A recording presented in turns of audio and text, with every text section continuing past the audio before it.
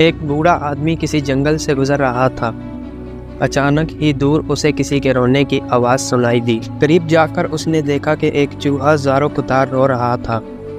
بوڑھے آدمی نے چوہے سے پوچھا، کیا بات ہے؟ اتنا کیوں رو رہے ہو؟ چوہے نے کہا، میں ایک کمزور جانور ہوں۔ جنگل میں بہت سی بلیاں رہتی ہیں جو چوہوں کو کھا جاتی ہیں۔ مجھے بلیوں سے بہت ڈر لگتا ہے۔ اس ڈر کی وجہ سے اپنے بل میں سارا دن گھسا رہتا ہوں، ڈرا سہما رہتا ہوں۔ اس طرح میں ڈر ڈر کر جینے سے تنگ آ گیا ہوں۔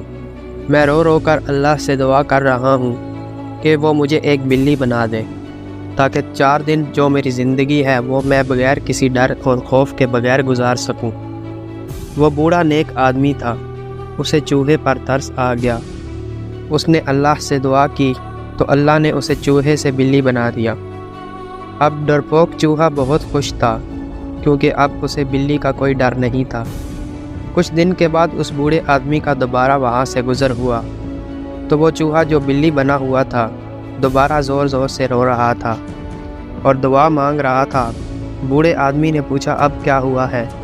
اس نے جواب دیا، کچھ دن تو میں بلی بن کر بہت خوش رہا، پھر ایک دن جنگل میں موجود کتوں نے مجھ پر حملہ کر دیا۔ میں نے بڑی مشکل سے جان بچائی، اب مجھے کتوں سے ڈر لگتا ہے۔ میں اللہ سے دعا کر رہا ہوں کہ وہ مجھے کتا بنا دے تاکہ میں سکون کی زندگی گزار سکوں۔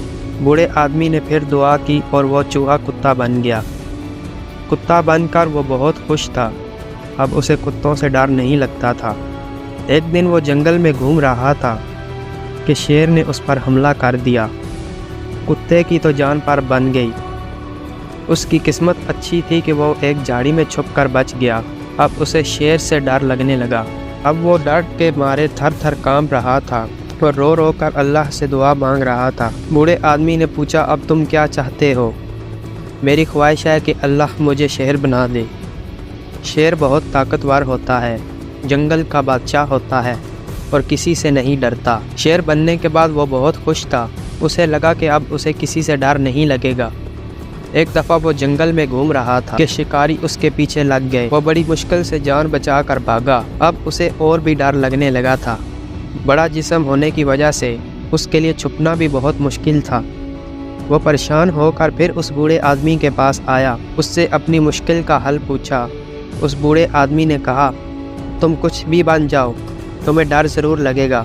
تم شیر بھی بن گئے، جنگل کے بادشاہ بن گئے، لیکن پھر بھی ڈر ڈر کر زندگی جیتے ہو، کیونکہ یہ ڈر تمہارے اندر ہے۔ تمہارا دل اس ڈرپوک چوہے کا دل ہے۔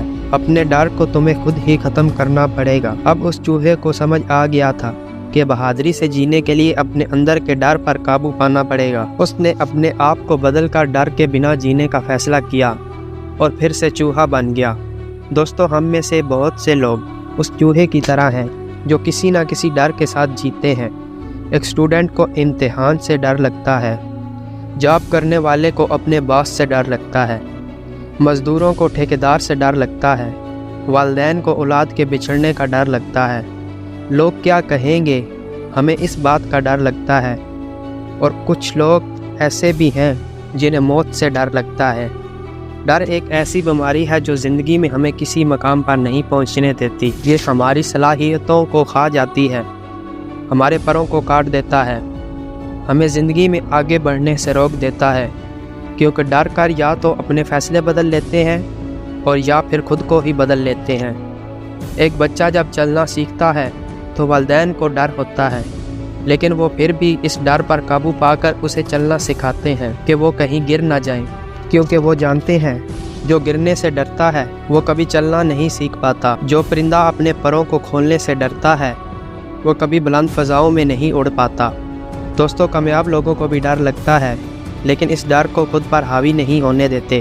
وہ اپنے ڈر پر قابو پاتے ہیں، اس ڈر کا سامنا کرتے ہیں اور اس سے جیت کر دکھاتے ہیں، کیونکہ ڈرے کہ زندگی میں کیا ہوگا۔ تو دوستو، اس طرح اگر آپ کو ایک گہرے پانی یا سمندر میں پھینک دیا جائے تو آپ اپنے آپ کو بچانے کے لیے ہاتھ پاؤں مارو گے، کیونکہ کوئی چیز ہے جو آپ کے اندر تھی اور وہ ہے آپ کا ڈر۔ اس لیے دوستو، اپنے اس اندر کے ڈر کو نکال پھینکو تاکہ تم کامیاب ہو جاؤ۔ ہر وقت کیوں سوچیں کہ برا ہوگا، بڑھتے رہے منزلوں کی اور کچھ نہیں، تجربہ تو نیا ہوگا۔